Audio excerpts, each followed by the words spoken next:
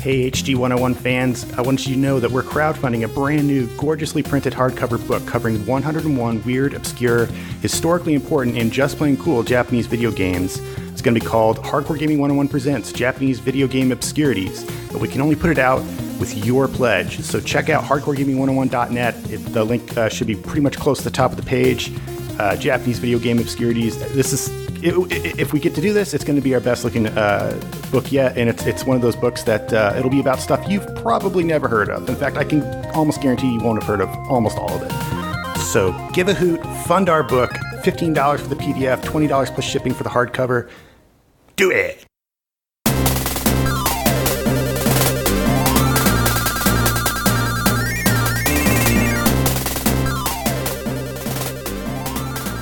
Hello and welcome to episode 89 of HardcoreGaming101.net's top 47,858 games of all time podcast, where we objectively, definitively, and scientifically rank the games you nominate. My name is Xerxes, and I have a PhD in theoretical physics and a master's in crowbar. And with me for this show are... I'm Kyle. I'm Shoku. I am Satanga. I'm Tonic.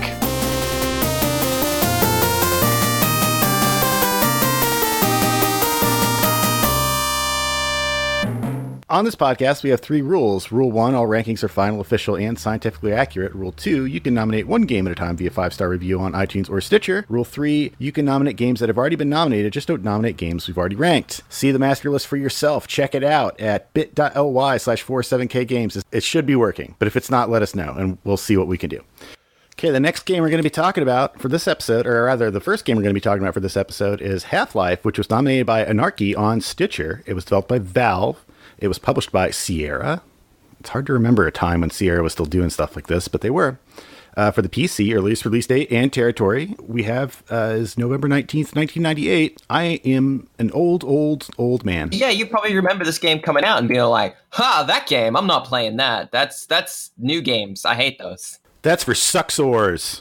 We're going to have to talk about Half-Life, because this is going to be Half-Life, one of the biggest FPSs ever released, because... It is the needs no introduction game, because the company that made it, Valve, is now worth like $11 trillion, so you can never really get away from it. Gabe Nolan is infinite money bin. It's the needs no introduction game with a really long ass introduction. Okay, so it's about this guy with a beard and glasses. His name is Morgan Freeman, and he's a scientist, and he's going to work one day, and when he gets to his office, which is like an underground like NORAD bunker or something like that, he finds out that there's a problem because there's some aliens who come in from another dimension, and he fights them off with a crowbar and then some other weapons. I gotta jump in to say, like, that intro at the time, that was so cool. I don't care if people joke about it being long. That was so cool in 98. Yeah, it's like a diegetic intro, right, in a way. Like, I hope I'm using that word correctly.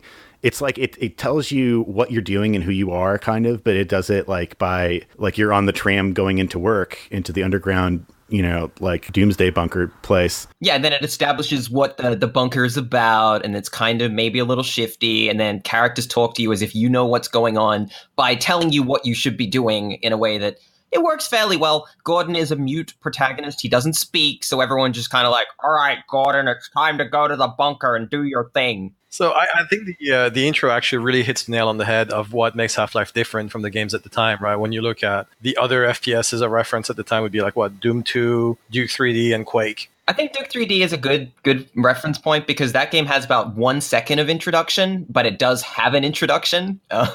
Or at least like Quake 2, which like had an introduction, but it was like a ridiculously long FMV you'd skip and then just get right to the action. Right. This game doesn't have any FMV, which is super interesting for 98. This game kind of maybe helped kill FMV 3D intros because of its interesting nature. Exactly. It's the first truly cinematic FPS, at least, and really one of the first stories, I think, in gaming that's like through the level design that much, right? And the game really hammers that point in the intro, going like, all right, here's characters and there's a world, and this game's not going to be about just you finish the level and kill a bunch of monsters. It's going to have a story and everything, right? Yeah, I didn't know for sure, but I was pretty convinced for some reason that like the game wasn't just going to be me going to work and like having a normal day. If it was made like nowadays, it'd be like a walking simulator where that's what unironically happens, but then like the aliens invading are like a special ending that only you can access by like finding the Jade Wizard key or some BS like that. I think you mean Finding the G-Man, obviously. Oh yeah, that guy in the closet. Half-Life then becomes a big giant hide and seek game. It's a VR hide and seek game, which actually was a mod for Counter-Strike that I remember, but or not. Yeah, well, we'll get to the like Half-Life progeny later. Yeah, I think like the fact that it dedicates itself to being a believable game world in a far more like true sense. It's not you can use the light switch. No, the spaces feel real. They link into each other. The characters just kind of do stuff until everything goes wrong. It sells you a believable world before it becomes aliens and stuff, and that's really important for setting the stage for the game. Forget it. I'm not even going to remember what I'm going to say. My brain's been completely overloaded by Half-Life now. I've just finished this game last night for the first time ever. I finally beat it. I've played it before, but I finally beat the game all the way through, so I'm so ready for this. That's what I was going to mention. Was Morgan Freeman an angel? He might as well be, according to the ending, which will spoil everything about this game because it's like 20 years old, so don't worry about it. But what I did want to say is even the training for this game is a training like level. It just teaches you the game, kind of a little like Tomb Raider, but even more dedicated to being like, Gordon, welcome to work. Here's how you use your hazard suit. And it just stays in character for the whole game. And that's so interesting. Welcome to the job you have. Now I'm going to tell you how to do the job you have. It's good to see you again at this job we share together. Here's how you do it. Yeah, I remember that 2 years later, Deus Ex would have a tutorial that's basically like a prologue to what happens in the game proper. So there already the seeds of what Half-Life Planet are already growing. Yeah, so Half-Life, as we said, it's an FPS. I think the big difference with this game is that it really pulls itself out of being a kind of a labyrinthian level-by-level approach, even though the game is obviously divided into levels in the sense that there are kind of dividing points. It seamlessly loads like just blocks of level rather than dividing them up and having you sort of move between places in between cutscenes and stuff. It's just one facility that just keeps going. And the way that the game pieces itself together, it flows. And that's something that's very different. And also and this is the biggest contention, I think, for this game. It's a lot more linear in how you approach a level. They're like little flat pieces of areas as opposed to older levels where, you had to go all over the place in this sprawling web. These levels are kind of just real spaces with like a few rooms. So I think you're touching on something really interesting here.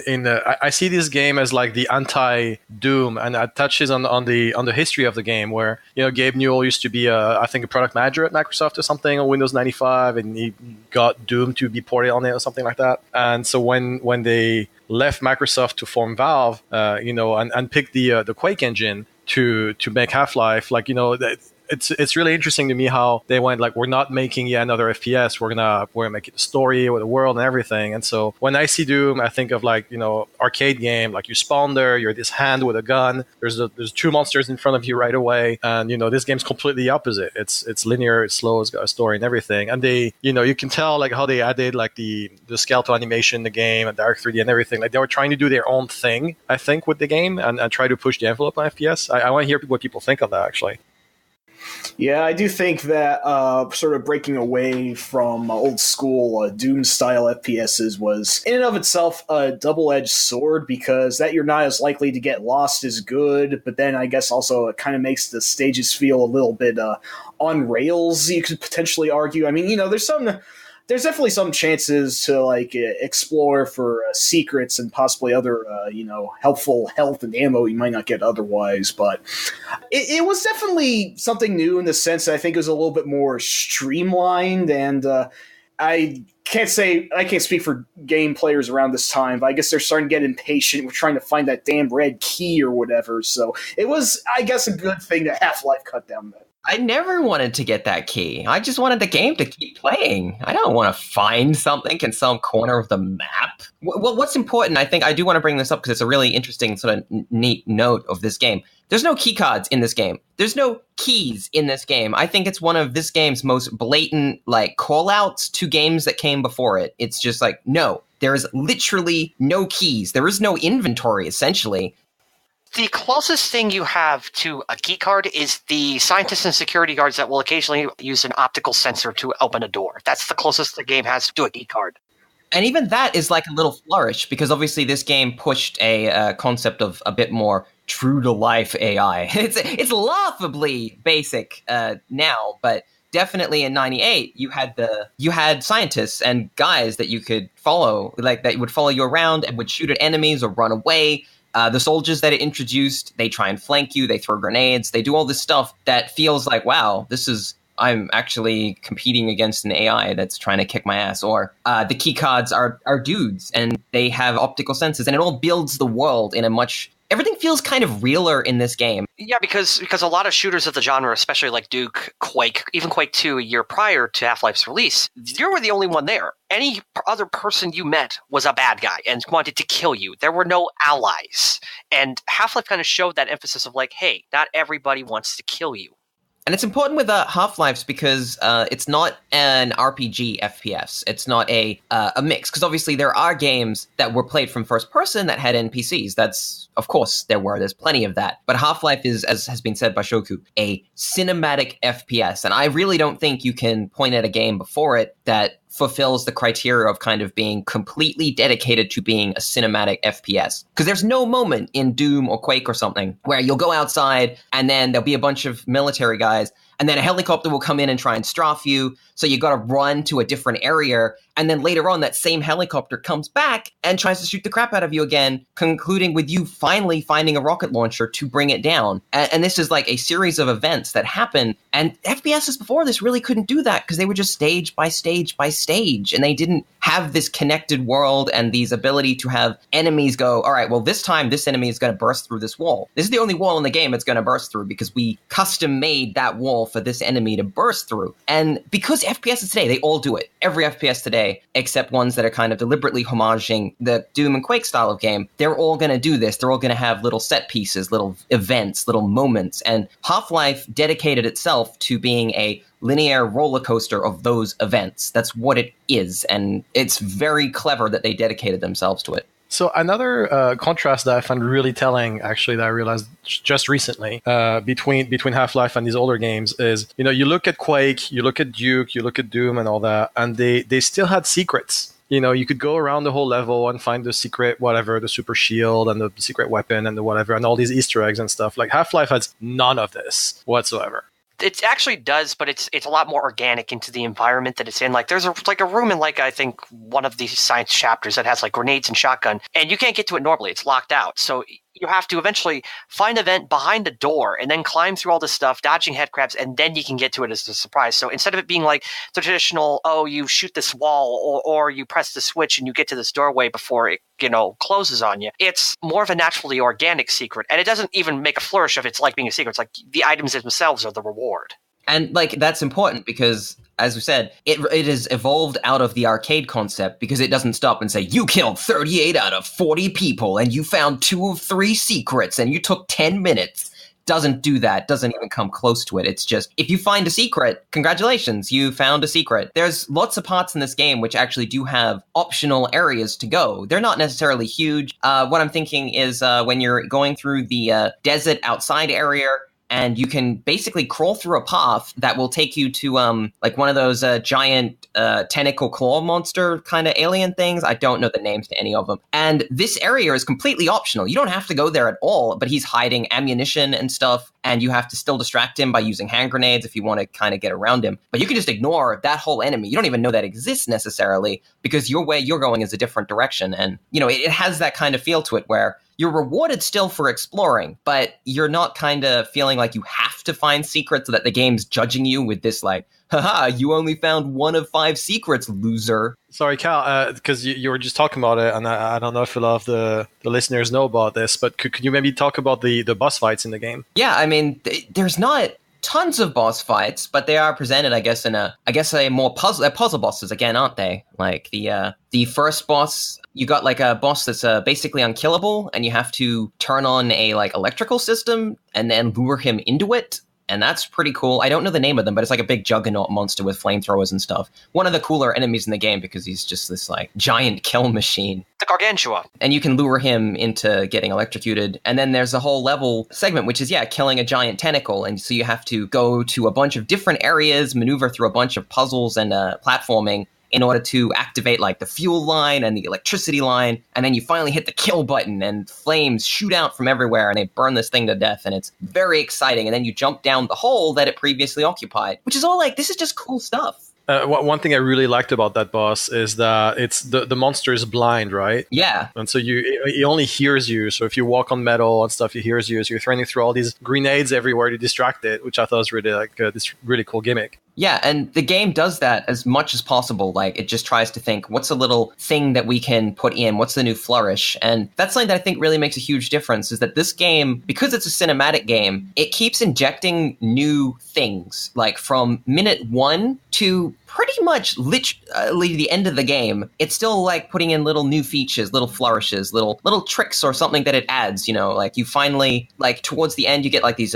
like Zen jump pads or something, and they appear and you're just like, what is this? And it's just a new feature that the game adds. And that's something that I do think is very different to something like, again, I'm just going to say Doom or Quake, and even something like Blood to an extent. These games tended to dump like 80 to 90% of their content by the time you finish the first episode. Like that hold a little bit back, but those games were always about showing you what they have and then mixing up set pieces. Whereas this one kind of just drip feeds you set pieces and new features. And that's really cool because it means that every time, the longer you play this game, you're like, oh wow, something new happened. And it keeps you just a little bit invested. Yeah, I want to be Mr. Counterpoint here and say that you met from like a point. It's all really cool when you first play it. The problem is I kind of feel that this setup kind of reduces the replayability of the game. After you beat it for the first time, if you go back to it, it's like, you know what to expect after the fact, and now you don't have the surprise factor. You know, what you run into the game kind of feels a little too structured, maybe, not as a freeform as earlier FPSs did. I mean, it's like, it gives you a lot of parlor tricks up front, but once you've seen kind of like behind the magician's curtain, I feel like the game doesn't really hold up as well if you go back to it again. But that's just me. I think in that case, you think about a lot about like Doom and Quake and those kind of games of being heavily based on the replayability factor because they're more arcadey. And I think and you are right, that is the consequence of cinematic stuff, that it's not something you can immediately go back to and play again, but it is the kind of thing that you could always go back to every once in a while. Like, let's say every couple of years or so, and like, hey, that sounds good. Yeah, I mean, I did the same thing with BioShock so many years later, but we're not talking about that one, so continue. But there's this, I think we'll eventually address into this later. It's like when you start looking into, the mod scene, for example, for Half-Life, you then can replay the original game in a different style. Like one mod I recently had played like last year was literally transposing it to like Max Payne. So he had akimbo pistols. The health kits were painkillers. And you were hearing lines from the 3 Max Payne games as you were playing along, complete with bullet time. And I mean, that is something that's very true, I think, is that we have to understand that these games, like Half-Life, very clearly, it's not designed to be replayed immediately. It's not a game that is supposed to hold up to that kind of scrutiny. But I mean, that's how it is. I mean, you have to choose, because I think that on some level, something like the whole raycasting FPS and Quake style game, I think if FPSs had not evolved into the Half-Life direction, they probably would have died out or went very like modern day shmup. Like it would be very exclusively for people that were like, I like to shoot things in corridors and in holes and stuff. Like, So you're saying Serious Sam and Painkiller would have been kind of more of the flagship games of the genre if they kept going that route rather than the more cinematic approach that Half-Life takes? Yeah, and I think the cinematic approach means that more people can play these games, because I think ultimately they don't have as high a demand necessarily on your twitch reflexes. They offer a reward that isn't killing something entirely. And that's important because, frankly, killing something in Half-Life, it's not particularly satisfying for the most part, to be honest. Like, if we compare it to Doom or anything where, you know, you shoot a monster and then it's like, blah, and it explodes into pieces completely. And everyone that plays this game is like, yeah, I'm just like, this is great. Yeah, in Half-Life, you know, like the crowbar makes a satisfying sound. And yeah, when you use the rocket on things, that's also pretty satisfying because it's 90s Gibbs. But, you know, like when you shoot the military guys or when you shoot the zombies, they just kind of go, and then they fall over. And the weapons themselves don't feel as as great for the most part. Yeah, actually, I wanted to touch on the military guys because he said that the game is generally a bit easier, more accessible. I agree to an extent, but once the military soldiers roll in, there's a huge difficulty spike that I think some might see as kind of annoying to deal with. They're definitely, especially in a modern context, a bit spongy. I don't think is there a reward for shooting them in the head? Like, do they take more damage? I don't think there is. I don't think they really coded that sort of thing in yet. A lot of the shooting segments, you do kind of like step out, and then there's like 3 guys, and they're like, "Get that guy," and then you just kind of shooting at them, and they're just shooting at you, and you are almost breaking it down to like an RPG here. You're basically throwing numbers at them. They're throwing numbers at you, and you're hoping that you exhaust them before they exhaust you. And yeah, you can weave in and out, but does this game have a lean button? Because Q and E doesn't lean, so... No.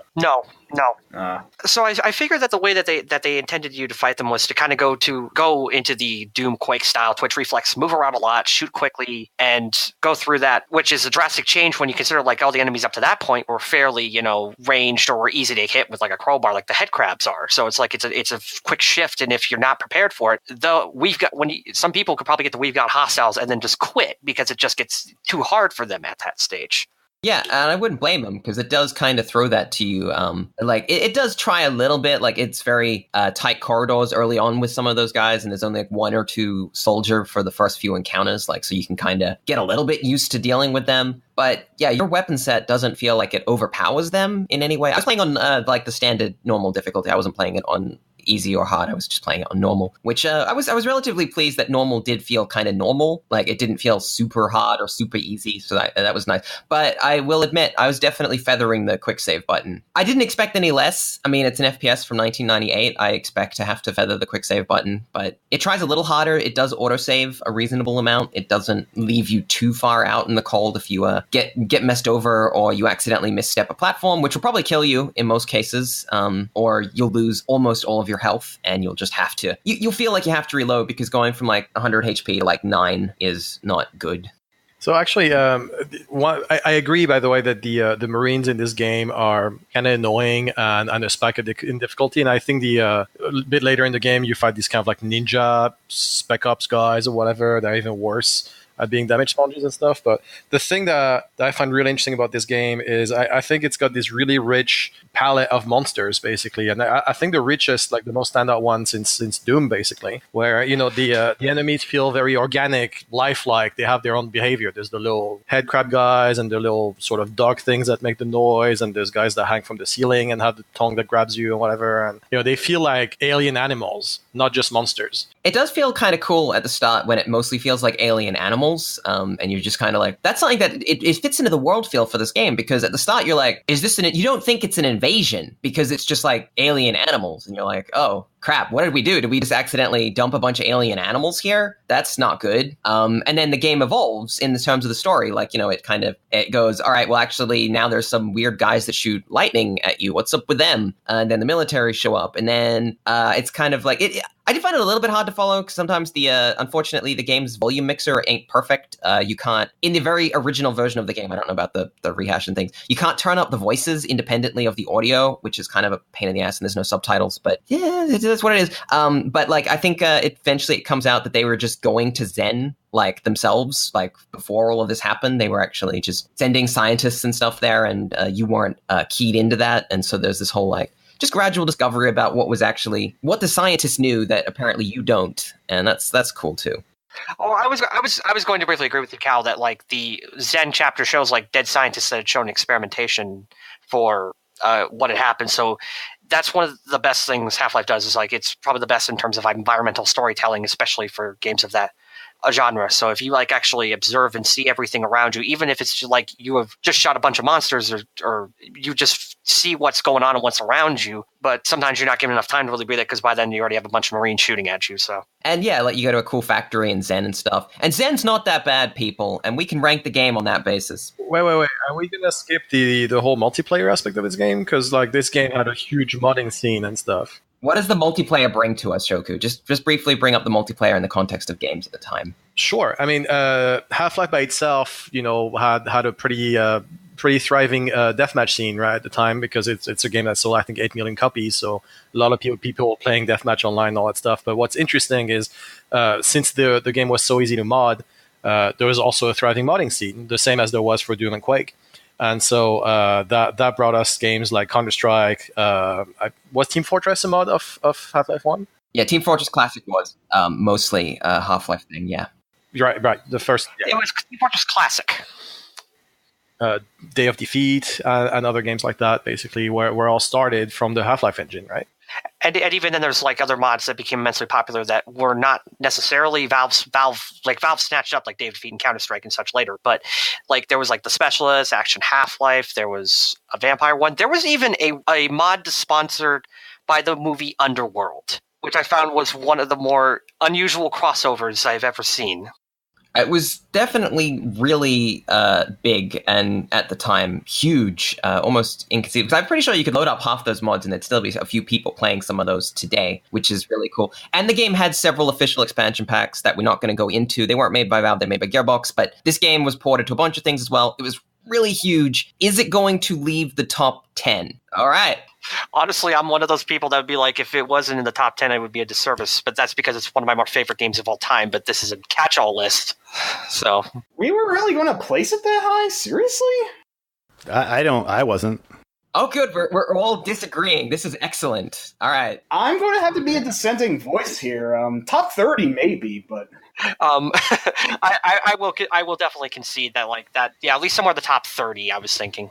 I'll definitely give this game all its accolades that it deserves, but I really think it was more of a for its time thing, and with so many other FPSs, both cinematic and more action-based, I personally find more interesting to play than this. I don't hold nearly as much love for it as you guys do. So, if I were to look at it a little more objectively, I have a hard time placing it above Deus Ex, which is at 46, but if you guys want to spring it higher, then, you know. I do. I wouldn't. I was going to put it right below Oregon Trail, right above Whizball.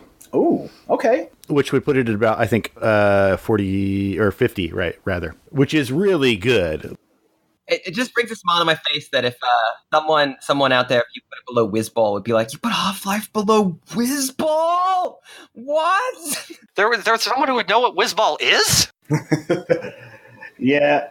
Like, I apologize for making a case to drag it down so far, but I really just think that just on modern base, I mean, it did a lot for the genre. I agree. It kind of gave it a second life instead of being an also-ran Doom clone. And they called them Doom clones a lot back in the 90s before Half-Life came out. But again, I just think it's... Yeah, I mean, if Half-Life did anything, it definitely killed the term Doom clone. After Half-Life came out, there was no way the genre was going to be called Doom clone at that point. Yeah. I think they had well and truly moved to first-person shooter at that point. Even though I feel like Half-Life is much better off as a first-person experience kind of game, because the shooting aspect, as I said, is not... That's the main thing that I think drags this down a little bit. I think you guys are going a little low because this game basically shaped the modern FPS. How much was Half-Life clone thrown around, though, is what I want to know. Well, I want to hear why you place it above Deus Ex. That's my hurdle I'm looking at, because Deus Ex is also, like, cinematic, but, like, it has a lot more to offer with its gameplay and arguably even with its story, too, so... I mean, I'm sure most of the people here, especially because they're going to be PC Gamer fans, because that's who we've recruited to discuss Half-Life. Deus Ex is like one of the other big PC greats. Like, it's just one of the games that they're like, oh, I love that. Yeah, like, to be honest, I'm honestly surprised how low Deus Ex is about that. But Satenka, you do have a point. Like, it is like very, very interesting, very cinematic. But I think my justification why I would put it a little higher is because Half-Life really shaped the genre, and its mod scene, I think, really bolstered a lot of modline games. Like, we should not underestimate what Counter-Strike did for gaming. You know, like, I know that's a separate game completely, but yeah, I would have to kind of pull Counter-Strike away because it's like, yeah, but it actually is its own game as well. So it's a bit trickier with that one. Yeah, no kidding. I will say that, you know, the thing that ages this game is what helped define it. And that is that, you know, obviously games now have have way better capacity to be cinematic. And it's not Half-Life's fault, but it had to put the entire of that it could forward. It had to be, this is cinematic games, this is cinematic first-person shooters. And without it putting itself forward and putting out there this whole, like, this is a completely different approach to first-person shooters, largely, we wouldn't necessarily have FPSs in the way that we do. It's a case of it's extremely historically significant, but it might not be a game that necessarily holds the test of time. That's a good way of putting it. I'll have to agree on that. Yeah, I fully agree. I think if we're rating the game for gameplay, like it's just some other FPS nowadays. And if you want to experience Half-Life, I highly recommend playing Black Mesa, right? Like if you want to play the story. If it ever freaking finishes. I'm sorry. I'm bitter. It's good as it is. I'll give you that. Satanga, I can't blame you, Satanga, considering I had to pay attention to when the mod was first announced back in 2004. So, it was announced not long after Half-Life 2's release. 4? Oh my god, we're all old. Oh my Jesus. If we're ranking it for its historical value and its influence on the industry, considering how many thousands of people go into the industry by modding the game and all that, obviously for me it's like a very highly ranking game. Yeah, and I think it did make a lot of people think about how you can tell a story in games, and I mean that in like a genuine way. Like, this was first-person shooting integrated with proper story, with a actual everything, all-inclusive first-person shooter. It didn't break to cutscenes to tell its story. And this is a modern FPS, and if it ever finishes getting remade, you'll be like, oh yeah, that's pretty great. I would personally prefer it to be somewhere around the Metroid Strider range. That's kind of where I would see it. The thing is, Deus Ex, if it had if the guns worked better in that, like even in Half-Life, they're slightly better because Deus Ex is that's outdated to play. At least this one, if you play first-person shooters, you can get back into this. All right, well then, would you place it above or below Strider? I really like Strider. I will say that in terms of aged greats, Half-Life is better than Final Fantasy VII, and I think Xerxes should agree with me on this.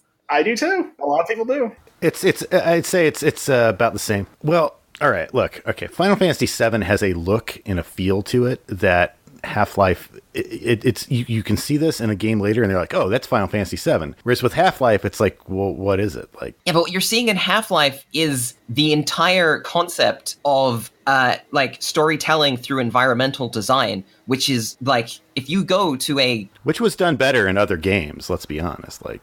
Yeah, like later. No, earlier. Which games earlier? I want to hear that. Flashback? Like, Another World? Like, are you kidding me?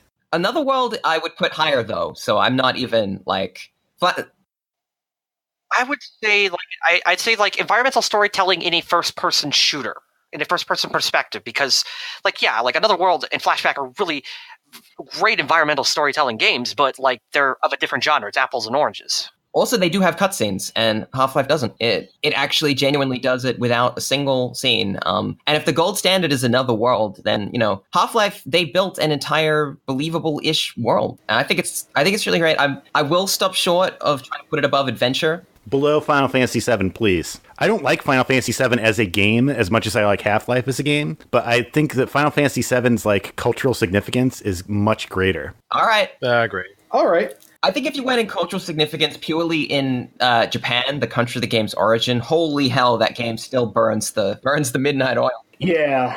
No, I'm talking about how the idea of what a JRPG or even just the 32-bit era or whatever you want to call it, Final Fantasy VII defined that, whereas Half-Life is best remembered as, well, that's kind of when FPS games grew up a little bit. You know what I mean? It's not the same. As I said when we started this, 1998, Half-Life was the FPS. It was the defining FPS of the late 90s, I think, really. This is where FPSs were going, and it's where they went. But I'm not going to fight it above Final Fantasy VII. I'm fine either way. I think that they're both, they're paired together, they fit together. The question is, which game's remake will be finished first? Final Fantasy VII. The Black Mesa team will end up with just one guy who's desperately trying to finish Zen, but it's just, I actually hate Zen. I can't finish this game. I want to say they're getting close to finishing Zen and the Black Mesa guys, but I wouldn't know. Okay, so that's where it goes, wherever that is. Below Final Fantasy VII, above what's... Above Strider, yeah. Above Strider. Strider has better environmental storytelling. All right, fine, whatever.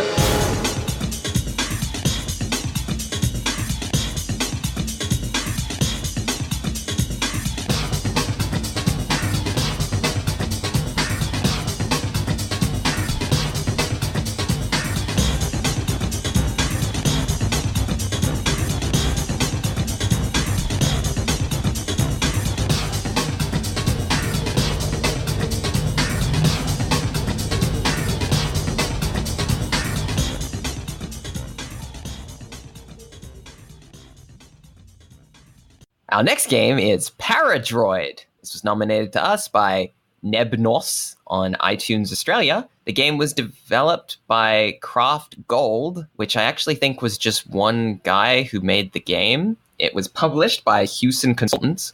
It was originally released on the Commodore 64 in 1985 in Europe. And that's probably the best you're going to get out of us for that. And it is about you playing a small robot on a ship full of bigger robots, and you steal their brains. It's pretty neat. That's Paradroid, folks. See you next time. What would you like to put it at? Like, I think like somewhere between number 2 and 4 is probably where Paradroid should go. But Yeah, I mean, yeah, it's really good. I think it was more influential than Pokemon. yeah, I think it's pretty good. Actually, because in Metal Gear Solid 3, which is ranked number 5 right now, you don't do any capturing of your enemies' brains and control them afterwards, so... No, I mean, any game where you play as a teeny tiny robot that captures bigger robots is automatically superior to almost every game ever made. So this is a really cool one.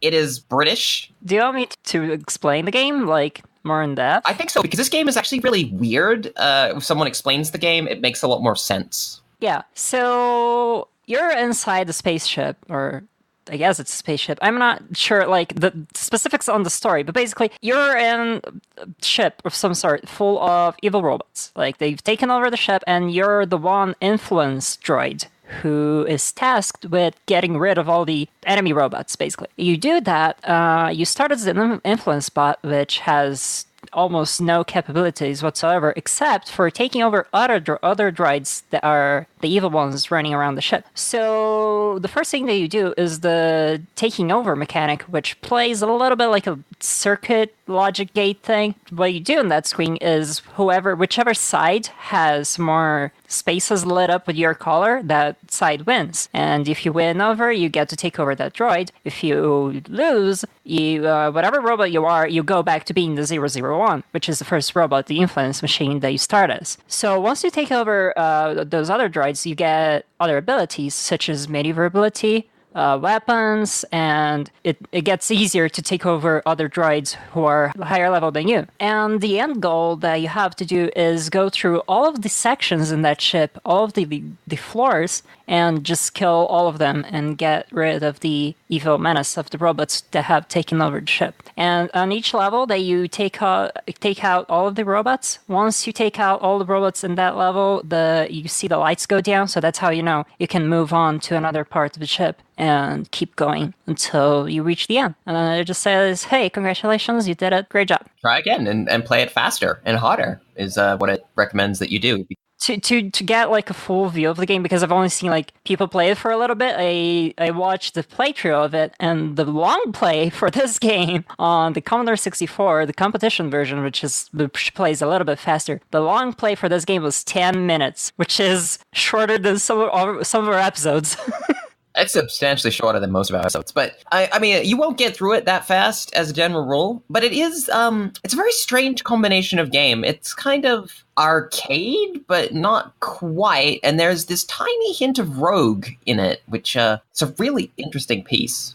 I really like the concept. I think it's really well executed, especially for a C64 game. I really like the mechanic for taking over a droid, which I probably didn't explain well enough, but play the game. I didn't know the game before we talked about it for the podcast, because 85, I was a toddler or whatever. That's no excuse. I wasn't even born then. Well, fair, but my point is I had never heard of it otherwise and all. And so when I saw the game, I was like, oh, that's a top-down shooting game, kind of like Gauntlet or some other, Smash TV or something, I guess. You go in corridors, shooting things. But I was really surprised with how, it's got the capturing mini game. So it's got a mini game, and then it's got a world map, sort of where you select the level you're going to go next and stuff. So, and it's got these RPG stats to your character. So it's surprisingly rich for what I would expect of a game that era. Yeah, like it's got really cool stuff. Like when you capture a robot, you can go to a computer console and it will give you a little readout about what your robot is. It shows you a picture of your robot and what it does. Like, so is it a combat robot? Is it a little messenger droid? It makes these kind of, like, we'll say, like kind of boring, but helpful number descriptions on the robots, because if you look at the game, the robots are like 4, 3, 4, like that's the robot. And the first number is its rank, which determines how hard it is to capture. The closer you are to that rank, the easier it is. And then the other numbers, I think, are just cosmetic to help you differentiate the different robots of the same number. But, you do get this kind of, it does kind of like feel like, you get used to it. And then you're like, yeah, that's that robot, that's this robot, and like there's the messenger drone, and it moves really quickly around the screen, and it won't really ever try and attack you. But the higher ranked military robots, most of them are slower and will shoot the hell out of you if they catch you. And then there's the most powerful robot in the game, which is just called 999, naturally. And it's terrifying because this 999 thing just suddenly appears and stalks the hell out of you and just immediately unloads like this hugely powerful weaponry at you. And if you're not kind of strong enough to get close to it, it'll kill you straight up. And it's kind of cool. Like there's a life to the game that it really goes above and beyond what you would necessarily expect. And I like it, I agree with you. I think the suspension of disbelief really works in this game because you're like, you see a circle with numbers in it and you're like, that's a robot. And that's a threatening robot. I must escape, whatever. And you're being chased by numbers. I get chased by numbers all my life. Yeah, that's how it is for us millennials, right? Like this takes in a scary, like, oh crap, it's dead. It's right behind me. There it is. It's big. I can't cope with this. Look at my numbers. They're tiny. So when you die, I think it says transmission interrupted or whatever, and you see a robot disconnecting and stuff, right? Which I thought was also a nice touch of, just making you feel like, oh, okay, you're remote controlling this robot and whatever. It really works to like give you the sense there's actually a game world with characters and stuff. Yeah, it does really cool, and like it hints at a larger universe, and the fact that you can go anywhere in the game right from the start. There's elevators that you move around in the ship, and the elevators are connected to different parts of the ship. And I guess it kind of reminds me of maybe a Star Trek kind of style ship. It has that multiple elevators that go to different places, and all of the levels of the ship are just different sections. So, this is the robot storage level, this is the engineering level, this is science, and they try and evoke in the game just a little bit of like theme. And because it's 1985 and the Commodore 64, I think you couldn't expect better. And it means that the game has held up fairly well. I'm not going to say that it's going to blow you away, but combined with the fact that the way that the mechanics actually fit the controls pretty well. I mean, you're talking about the Commodore 64 here. You have a joystick and one button, and the game works well enough that I don't usually feel like it's being held back much. I don't feel like, oh, I needed a second button, or I really wish the controls were better, because they work pretty well. I like the way that you press the shoot button and you just tap the shoot. If you hold down the button, you go into transfer mode, and then you have to run into a robot to,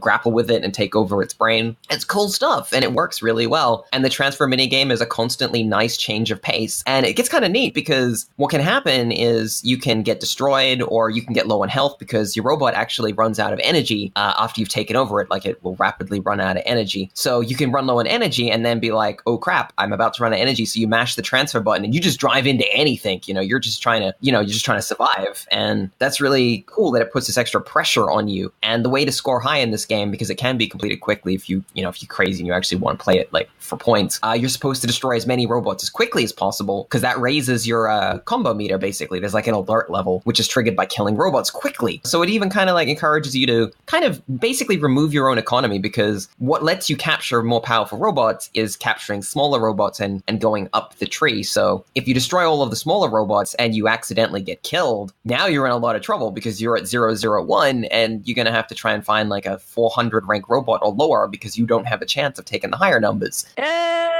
You do, but I'll elaborate on that later. Alternatively, you can, climb your way up and get to 999 and then just go around and try and destroy all the robots as quickly as possible because you're in some sort of crazy kill machine at that point. So I just wanted to touch on the fact that I did not know this was possible, just as you're describing it. But if you look up some of the playthroughs on this, the 10 minutes long play that I found, person playing it goes from the 001 influence machine directly to the last robot, 999. Like, you can do that. It's really hard, but you can do that if you get lucky with the layout of the minigame, because every time you start a transfer minigame, you get to pick which side you go on, and each side is going to have different symbols, which mean like sometimes if you turn on one of the switches, two squares are going to light up. If you turn on two switches, together, only one square is going to line up. And so like you can sort of play on that. You get lucky with the RNG to get a good play field, and that increases your chances of winning the transfer. But not only that, I noticed something that you can sort of like play with the AI a little bit, in the sense that if you let the AI play first and wait before making your move, you have a higher chance of winning, because then the AI doesn't have any moves anymore to counteract yours. Yeah, the AI burns its moves straight away. Right. You have a limited number of moves, and that depends on your level. Higher levels have more moves to play. So if you wait for the AI to just burn all their moves at first, then you can counteract them without the AI being able to make a comeback against you. And I think that's what that player did to go from 001 straight to 999. I was like, what the fuck? I didn't know you could do that. That's a strategy that does require luck, because if you get one of those, if both sides have the, I think they're the opposite of splitters, because they condense, you need two lasers.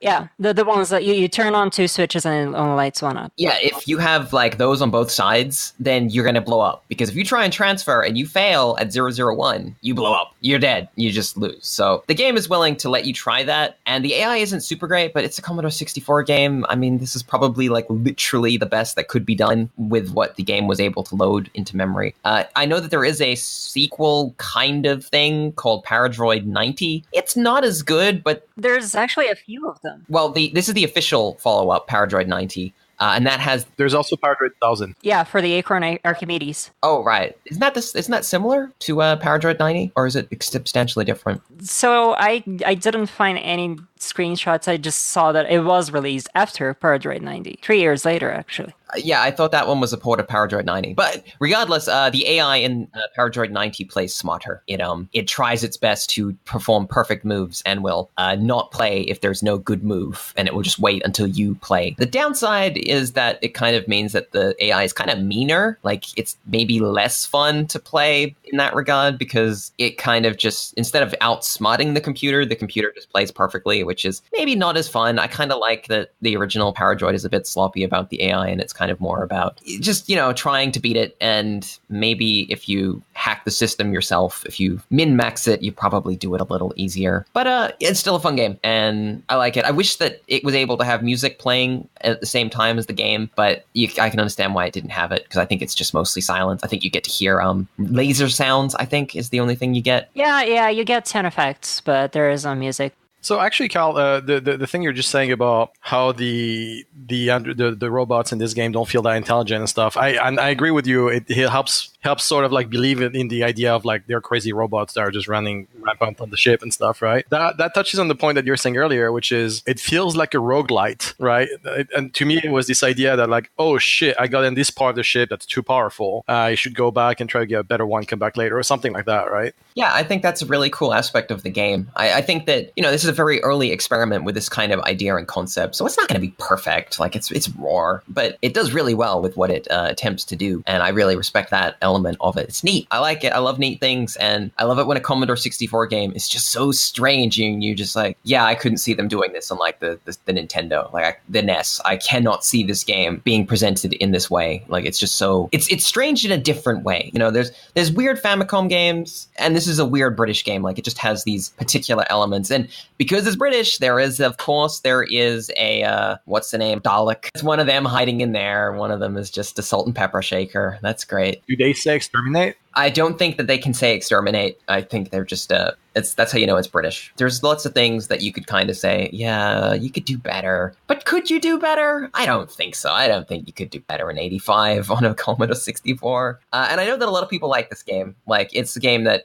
if you played this in 85, I bet you have very fond memories of it. I don't know. I really like the game. Like, I think maybe of all of us here right now, I might be the biggest defender of this game. I already knew about it before the podcast, so when I saw this was coming up, I was like, oh boy, time to make everyone angry and put this one really high up. This game has had a few fan remakes, I think, over the years, including some in like 3D and stuff, if I remember correctly. There's a small but, dedicated community that still really like this one. I think you could basically just remake this game as a modern roguelike, and it would do fantastic fantastic. I think people would go crazy for it if you did it right, because it has all the elements that you want. It would be great. I think they'd really like it still. We're going to have to rank it. This is how we go. I don't really have a good position in mind for it, to be honest. You think I would have thought about it, but I didn't. I didn't think about it at all. Right. So we were talking about maybe putting it between Katamari and Pokemon. Was that it? That's right. That was my rough guess. I thought that would really surprise Xerxes when he logs into his computer and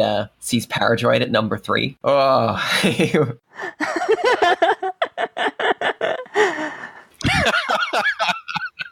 I do think it's the best capture other robots' brains simulator out there. It might not be, because there's a glitch in the system, or arms glitch in the systems, or glitch arms in the system. The Xbox game and PlayStation 2 game, that game's really neat. Check it out. You capture other robots and it's 3D. If I had to put one flaw in this game is that, but I think maybe that's more personal to me than anything else, is that I can't really see myself playing it for very long. I mean, it's not like the game that I'm going to go for the whole hour playing it, as opposed to maybe Zybots. I love Zybots. So it's not that I don't like Paradroid as much as I like Zybots. I really like both of them because I think they're really good games. But I got way more hooked into Zybots than I would Paradroid. I guess Paradroid is the kind of game that I would rather watch someone play than play myself. So maybe that's the one negative thing that I can think to say about Paradroid. I guess you have an objective in this, but it does feel kind of loose. Like, you got to clear every level of the robots, and that's your only goal. And maybe it's kind of like, do I shoot the robots? Do I just transfer to them? Do I bump them? And you kind of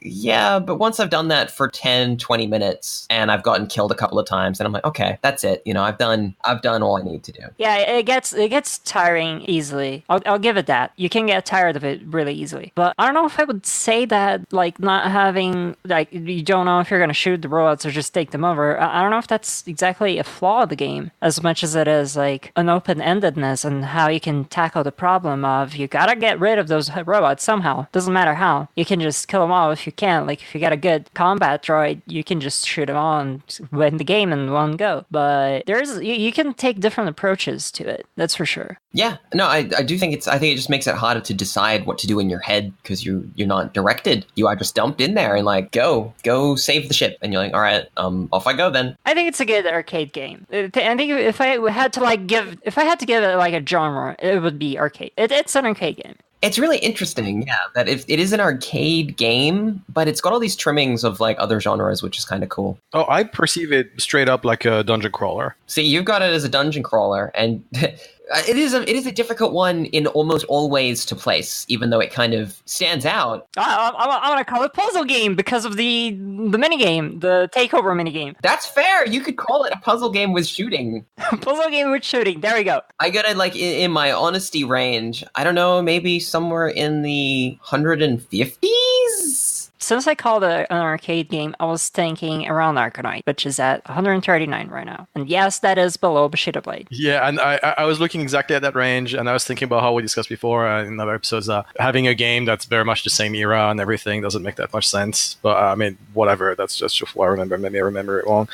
Personally, I think I'd put it right below Star Wars Knights of the Old Republic. A couple ranks down from that, 141. It's not about age or anything. I think gameplay-wise, I would put this around Arcanite and Tempest, because it's that kind of game. It feels like an arcade game because of how you play it in short bursts. You die, you start over. It's like putting in a quarter. That's why I think it feels more like an arcade game. Oh, I agree.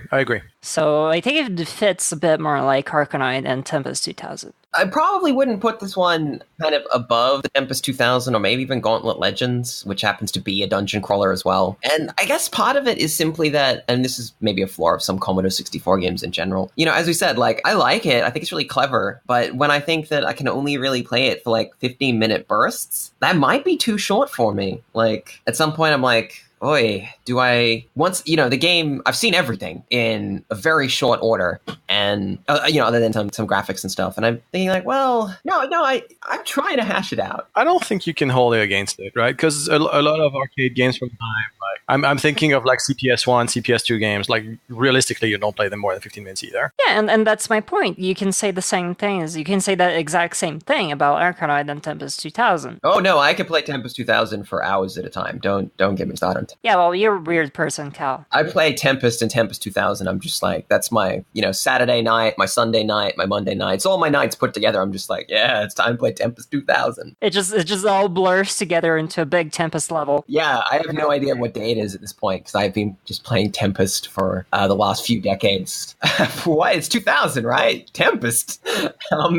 Maybe it's 2006 because that's Outrun, directly below Tempest. I wouldn't hate putting this one above Gauntlet. I'd probably have a hard time putting it above Tempest 2000, personally, even though Tempest 2000 is just kind of an upgrade on Tempest in some ways. But I guess it's the cycle of this game that gets me. Like, you shoot things, you take control of robots, you shoot things. And even though that's like, it's really like all these ideas are really cool, but I'm not thrilled by that cycle. I'm like, oh yeah, do the puzzle. I guess it overstays its welcome a little bit, is what I would say. It's a really fun oddity, the game. I give it that. How do you guys feel about 150, for example, where like right about Kingsfield 3? Well, it's kind of the opposite of Kingsfield, isn't it? It's not like being trapped in freaking Kingsfield for hours upon hours. Yeah, I think like around Gauntlet Legends, like Hal said, maybe above or below it. I think I would be okay with that. I think that's pretty good. What are we? Gauntlet Legends? It's good. I really do like Gauntlet Legends as well. But I do think Paradroid is probably a more interesting concept. It does something more with the Gauntlet formula in a weird kind of way. I wish that the robot, and they do actually, in Paradroid 90 they do, wish the robots felt a little bit more distinct from each other. I don't know, maybe if the projectiles moved at a little bit of different speeds or something. I think they might. On the playthrough that I watched, there are some differences. Some of the combat droids can just like clear the whole screen without like actually firing projectiles, which is how the person completes the game so quickly. They just like go blah, blah, blah, blah. It's like a smart bomb. But there are some different projectiles. I put it with Gauntlet because I'm just thinking, I really like the way that your robot slides around like it's on wheels. I really like that. It's this weird, fluid kind of movement. And in the instruction manual, I think it tells you to put your robot into maximum speed and then tap backwards and press shoot and then tap forwards again to shoot behind you. Like that's some kind of like advanced tactic. And that's kind of neat. I think that's clever. And I really don't want to put this game low. So I like robot wheels, So Paradroid is going above Gauntlet Legends because of robot shoes, which are wheels. Well, there's the shoes of the robot are the wheels of the car, right? I'll get Boston Dynamics on the phone and say, get robots with legs. They just need wheels. Stop giving them legs. Give them wheels, because that's all they want. Robots on roller skates. That's a good idea. I want a video game with robots on roller skates now. Someone has got to make that happen.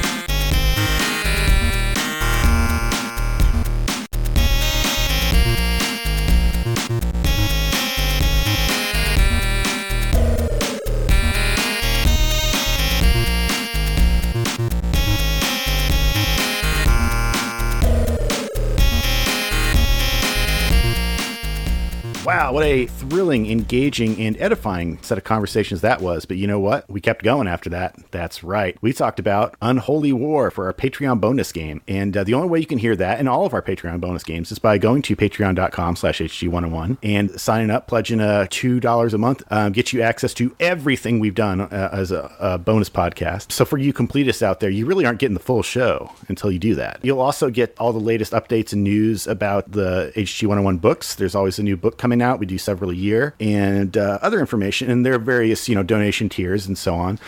What's interesting about Unholy War? It's the sequel to Star Control, actually, which no one gets. Yeah. It's a sequel. It's Toys for Bob, the game company. They made Skylanders. Everyone likes Skylanders. They got a lot to answer for. And this is a bizarre strategy action game that pleases almost nobody. But if you're in that tiny little Venn circle thing in the middle, you're going to love it. I think what you meant to say was this is a game that everybody should hear about right away because they may love it. That's all for this episode of Hardcore Gaming 101's Top Games Podcast. Special thanks goes out to Anarchy on Stitcher and Nebnos on iTunes Australia. Thank you, too, for nominating those games, and thanks as well to those of you who have nominated games that we haven't gotten to yet. We are doing our best to get down that list. We've got a lot of episodes lined up, all charted out, and we are going to get it to you soon, I promise, as soon as we possibly can. Thanks as well to my lovely co-hosts and compatriots. Thanks to our booking agent, Jeff Rude, and our theme song composer, Muteki, and our sound editor, Daniel Taylor, and our tech technical assistant, video editor, and scriptwriter, Ed Burns. And of course, thank you, listeners, for your support and feedback.